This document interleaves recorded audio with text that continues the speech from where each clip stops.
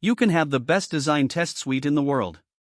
You can have detailed and precise bug reports, thorough regression coverage, well-maintained automation, and a clear testing process documented in a wiki that no one reads. And you can still consistently ship software with quality problems. Because quality is not ultimately a process. It is not a set of tools. It is a culture. Culture is how your team behaves when no explicit rule covers the situation. It is the assumptions people make about whose job quality is. Is it QA's job, or is it everyone's job? It is the attitude that emerges when a bug is found late in a sprint. Is the response frustration that QA is slowing things down, or is it appreciation that the bug was found before it reached a customer? It is whether a developer on your team thinks of a QA engineer as a partner in building something good or as a gatekeeper looking for reasons to block a release. That underlying attitude that culture determines more about your long-term quality outcomes than any test framework or bug tracking tool ever will. As a QA lead, one of your most important responsibilities is actively working to build an environment where everyone on the team, not just QA, feels genuine ownership over quality. That is a culture challenge. It requires a different kind of leadership than technical leadership. And in this episode, we are going to cover 5 specific practices for doing it well. The first and most foundational practice is shifting from a quality control model to a quality enablement model, and understanding what that shift actually means in day-to-day practice. Quality control is the traditional model. In this model, QA is the last line of defense. QA's job is to receive finished features, test them thoroughly, and catch defects before they ship. When bugs escape to production, it is a QA failure. This model creates a specific dynamic. QA is downstream of everyone else, reactive rather than proactive, and treated as a bottleneck because they are the final gate before release. Quality enablement is a different model entirely. In this model, quality is a shared responsibility, and QA's role is to make it easier for the whole team to build things correctly from the start. In practice, this means QA gets involved at the beginning of the development cycle rather than the end. QA reviews user stories and acceptance criteria before development starts, asking questions that surface ambiguities and edge cases that would otherwise become bugs later. QA works with developers during implementation to clarify what testable behavior looks like. QA collaborates with product on what done actually means before a story is written.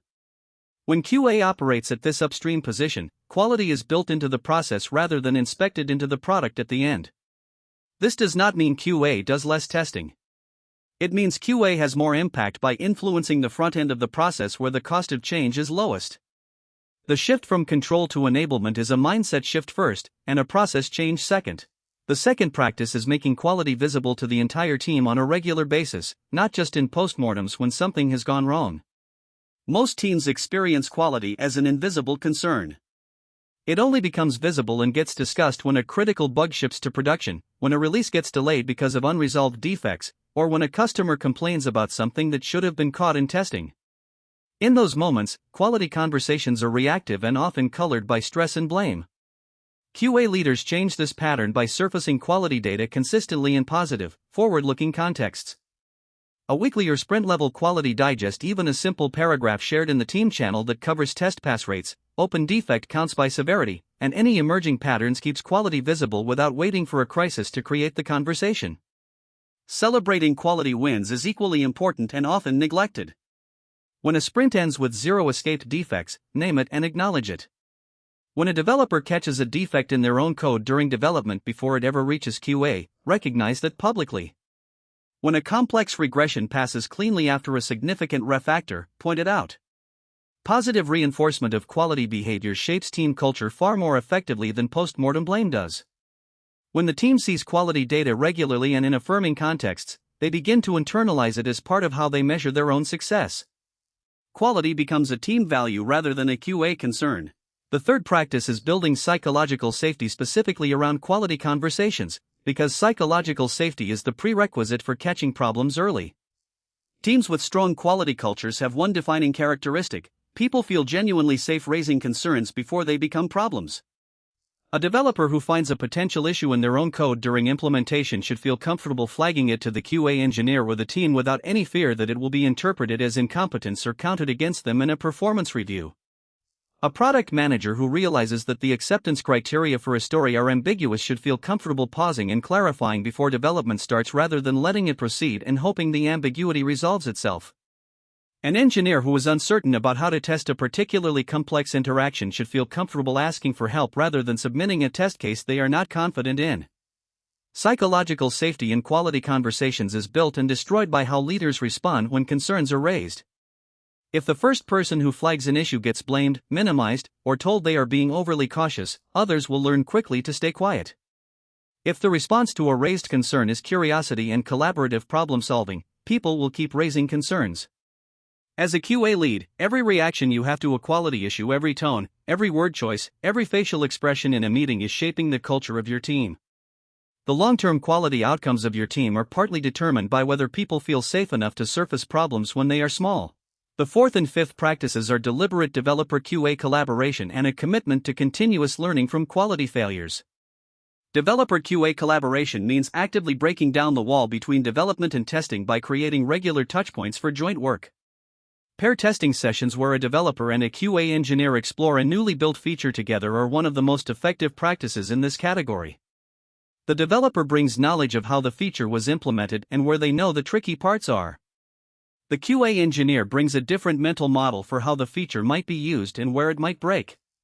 Together they find things neither would find alone, and in the process they build the mutual understanding that makes future collaboration easier.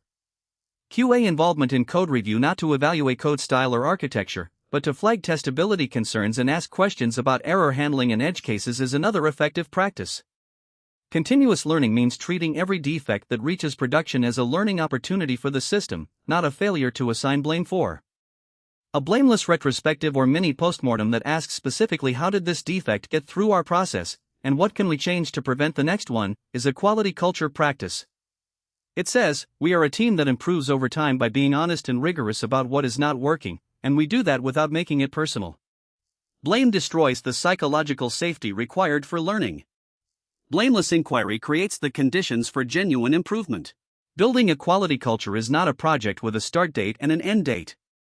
It is an ongoing practice that never fully finishes, because teams change, products evolve, and the challenges shift. You will not transform your team's relationship with quality in a single sprint or even a single quarter. But every conversation you have, every data point you surface, every reaction you model when a concern is raised, every collaboration you facilitate between development and QA moves the needle. Pick one of the 5 practices we covered today and commit to it for the next month. Shift to enablement by getting involved in one story before development starts. Make quality visible by sending a weekly digest. Build psychological safety by responding to the next raised concern with curiosity instead of defensiveness. Collaborate with a developer on testing a complex feature. Run a blameless review of the last production incident. One practice, consistently applied for a month, will show you what is possible. Subscribe to QA Career Lab for daily episodes.